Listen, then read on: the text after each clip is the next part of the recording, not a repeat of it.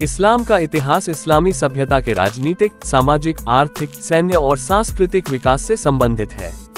अधिकांश इतिहासकारों का मानना है कि इस्लाम की उत्पत्ति 7वीं शताब्दी ईस्वी की शुरुआत में मक्का और मदीना में मोहम्मद के मिशन के साथ हुई थी, जबकि मुसलमान इस्लाम को इब्राहिमी धर्म भविष्यवक्ताओं पैगंबर जैसे आदम, नूह, इब्राहिम, मूसा, दाऊद, सुलेमान और जीसस के मूल विश्वास की वापसी के रूप में मानते हैं। इस्लामी परंपरा के अनुसार अल्लाह के अंतिम पैगंबर मोहम्मद के द्वारा मनुष्यों तक पहुंचाई गई अवतरित किताब कुरान की शिक्षा पर आधारित है तथा इसमें हदीस, सीरत उन नबी व शरीयत ग्रंथ शामिल हैं। इस्लाम में सुन्नी, शिया, सूफी व अहमदिया समुदाय प्रमुख हैं। इस्लाम की मजहबी स्थल मस्जिद कहलाती हैं। अनुयायियों की कुल आबादी के अनुसार इस्लाम विश्व का दूसरा सबसे बड़ा पंथ है।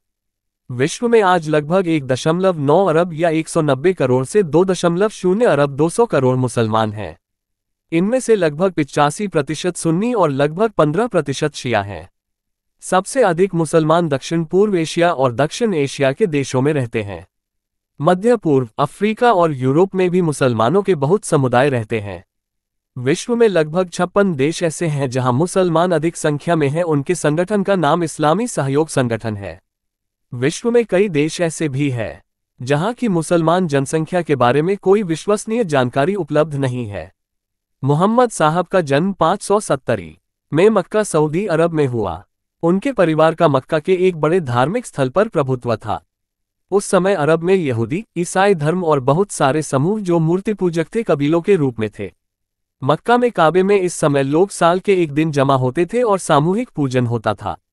आपने खादीजा नाम की एक विधवा व्यापारी के लिए काम करना आरंभ किया। बाद 595 में 25 वर्ष की उम्र में उन्हें 40 वर्ष की पड़ाव से शादी भी कर ली। सन 613 में आपने लोगों को ये बताना आरंभ किया कि उन्हें परमेश्वर से यह संदेश आया है कि ईश्वर एक है और वो इंसानों को सच्चाई तथा ईमानदारी की राह पर चलने को कहता है। उन्होंने मूर्ति पूजा का भी विरोध किया, पर मक्का के लोगों को ये बात पसंद नहीं आई। मदीने का सफर, मोहम्मद साहब को सन 622 में मक्का छोड़कर जाना पड़ा। मुसलमान इस घटना को हिजरत कहते हैं और यहाँ से इस्लामी कैलेंडर हिजरी आरंभ होता है। अगले कुछ दिनों में मदीना में उनके कई अनुयायी बने, तब उन्होंने मक्का वापसी की और मक्का के शासकों को युद्ध में हरा दिया। इसके बाद कई लोग उनके अनुयायी हो गए और उनके समर्थकों को मुसलमान कहा। इस दौरान उन्हें कई विरोधों तथा लड़ाइयाँ लड़नी पड़ी।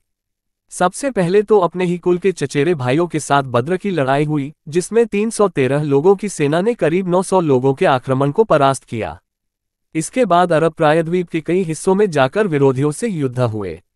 उस समय मक्का तथा मदीना में यहूदी व कुछ ईसाई भी रहते थे, पर उस समय उनको एक अलग धर्म को रूप में न देखकर ईश्वर की एक सत्ता के समर्थक माना जाता था। मक्का वापसी, श्री मोहम्मद मक्का वापस हुए। लोगों को ऐसा लग रहा था कि बड़ा युद्ध होगा, लेकिन कोई युद्ध नहीं हुआ। लोग शांतिपूर्वक ही रहे और मोहम्मद साहब और उनके अनुयायी मक्का में प्रवेश किया। इस तरह मक्का बिना किसी युद्ध के स्वाधीन हो गया। मोहम्मद साहब की मक्का वापसी इस्लाम के इतिहास में एक महत्वपूर्ण घटना थी, जिससे एक संप्रदाय के रूप में न रहकर यह बाद में एक धर्म बन गया। सन 632 में उनकी वफात हो गई। उस समय तक संपूर्ण अरब प्रायद्वीप इस्लाम के सूत्र में बंध चुका था।